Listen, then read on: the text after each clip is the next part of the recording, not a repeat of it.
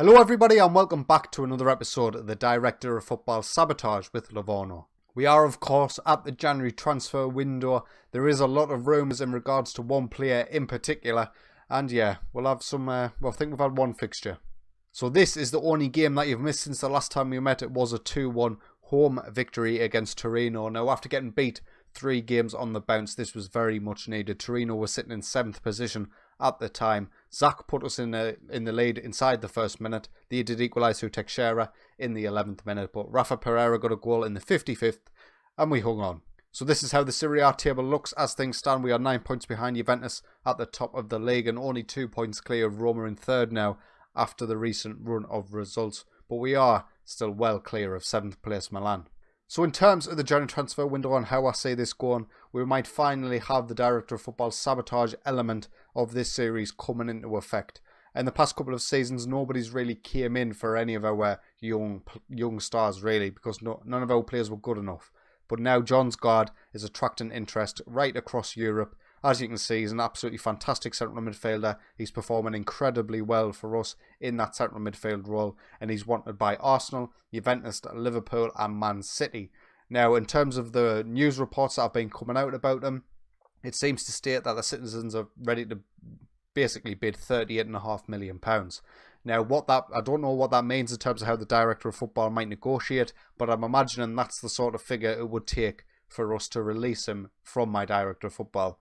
Now, obviously, if it was me, that would be getting rejected out of hand, and the only way they could actually get Jonsgaard is by activating his minimum fee release clause, which is £49.5 million. But we'll have to see how things go. Maybe nobody ever comes in for him, which would be the ideal situation for me. But unfortunately, I do think Jonsgaard might leave in this transfer window. But in terms of this transfer window, we have made some signings already, just basically to get things going anyway. We have signed Alexander Jovanovic. I think he was from Partizan Belgrade, £1.4 million. He is going to compete with Dullo for that first goalkeeper spot.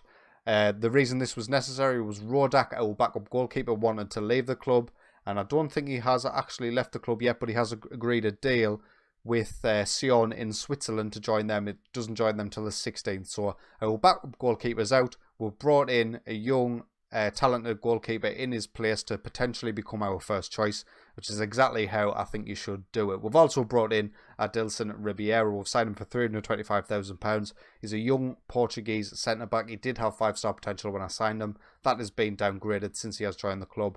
He is one that is going to just sit in the under-20s, try and get him a long game time out and make a profit on him in the future. We have also signed Tristan Fick, a left-back from Germany. He's German, he's 19 years old, and he has the potential to become part of the first team squad right away. But at the minute, we've got Ruben Canedo and Martinez, and if neither of them gets transfer interest, I might try and loan him out just for the season. Now, we did speak in the last episode about maybe what I will be interested in signing for this transfer window. I think one of our key areas to improve will be central midfield, and that'll be definitely important if Jonsgaard does leave the club. Aside from that, left back is a key area where I might think about improving. Right back as well.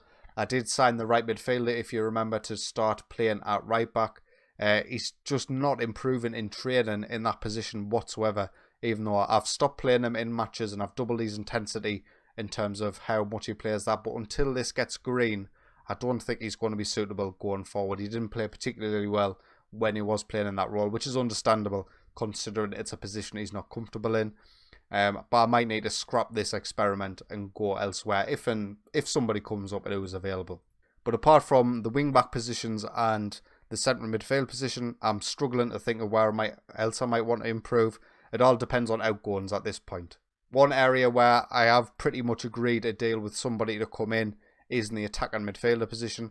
I've had to cancel Sinclair's loan, who was our backup attacking midfielder from Arsenal, and I've already agreed a deal with this guy from Red Bull Leipzig. He's transfer listed by request at £2.7 million.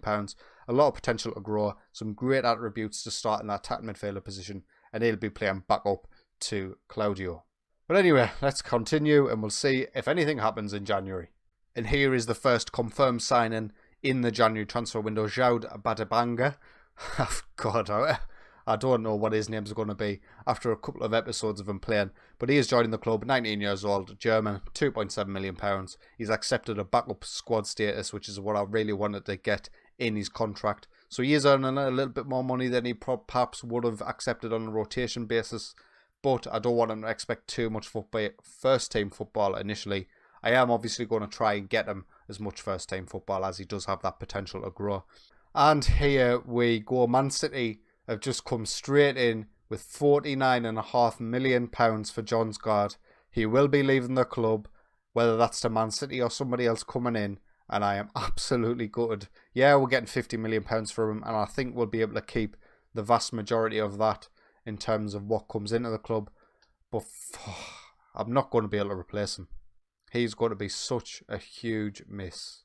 So with Jonsgaard likely leaving the club for a record fee of £49.5 million, I'm in a little bit of a dilemma. This is the guy who I'd like to bring in, not necessarily to replace him, but just to bring him in. But he is Russian, so I can't sign him this season. He's a non-EU player, which is a little bit disappointing. But I just wanted to show you him because I think he looks unbelievable. And in terms of cost, he's obviously on 30 grand a week, so hugely inflated wage costs compared to what we are used to. And he would also cost £26 million as his release clause. But this is likely to be Jonsgaard's replacement, Dragomir Milenkovic from Partizan Belgrade. The Serbians really are coming in clutch in terms of cheap and wonder kids. He's a central midfielder, box-to-box midfielder. He's got reasonably good stats, obviously not as good as Jonsgaard.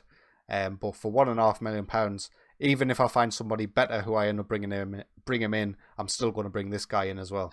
So there we are. We probably have our replacement for Jonsgaard coming in. Dragomir Milenkovic looks fantastic. Don't get me wrong. He could be an absolutely great player. Could even be better than Jonsgaard eventually. But losing a player of Jonsgaard's ability will be a big miss. And he still hasn't left yet. He might reject the contract. And there we have it. Nut Jonsgaard has joined Manchester City for £49.5 million.